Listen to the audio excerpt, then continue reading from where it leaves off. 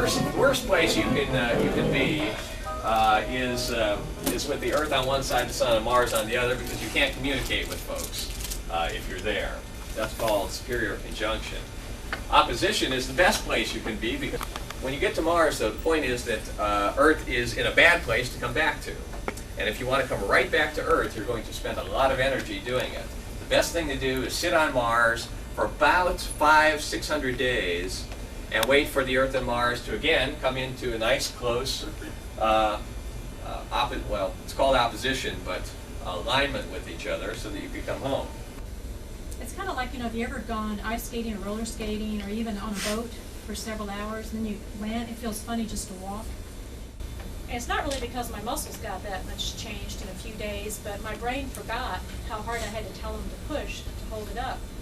Because if you try to pick up, you know, I know how to pick this up here, but if I try to pick it up the same way in space, it'll kind of go like this because I gave it too much force. You just learn not to do that, and then you have to unlearn it and then you come back. Whole other story, but I'll just say it felt like a truck ran over me for about a month or 6 weeks. Every muscle hurt, and my ears hurt because they were too heavy on my head. Just everything. And you'd walk, and you just take a turn like this and just roll right over your ankle and twist it, because you're not used to any of those postural feedback loops that hold posture and control. 4 or 5 days, that's dominant. Over the next 6 weeks, it's muscle pain, tight, not stretched out. And then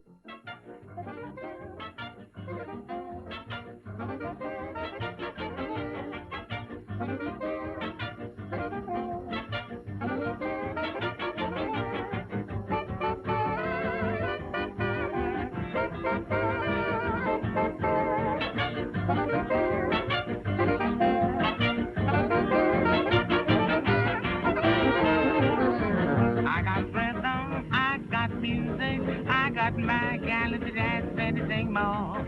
I got daisies way over there in green pastures. I got a great big girl, but that's anything more. Old man trouble, you'll never find him hanging around my front door. 'Cause I got rhythm music that goes with it. I got my gal, but that's anything more. Look at that, anything more, swinging on up the jazz. Jazz, jazz, my Lord, right. 150 watts, and try to do that for 3 minutes, and their heart rate has to stay under 160. If they could do that, they're really strong. Their upper body's strong, and they're no problem with doing EPA. And then if they can't do it, there's different grades. They do this like a month before their EPA. Your hands and things make, so things seem very heavy when we pick them up. On my first flight, my job when I was sitting there on my seat was to hold the video camera and do some video while we were coming back in, so it starts out floating, everything's nice, and then that camera got so heavy. We were extremely busy up there every day. I lost 40% of my muscle mass in 4.5 months and 15% of my bone mineral.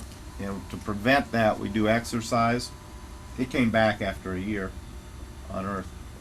But this is again the table will be down here, but the workbench is here. What am I saying? The running. There's the table. You can see the running track is right behind it. So exercise interferes with anyone trying to use the table. We had a bicycle.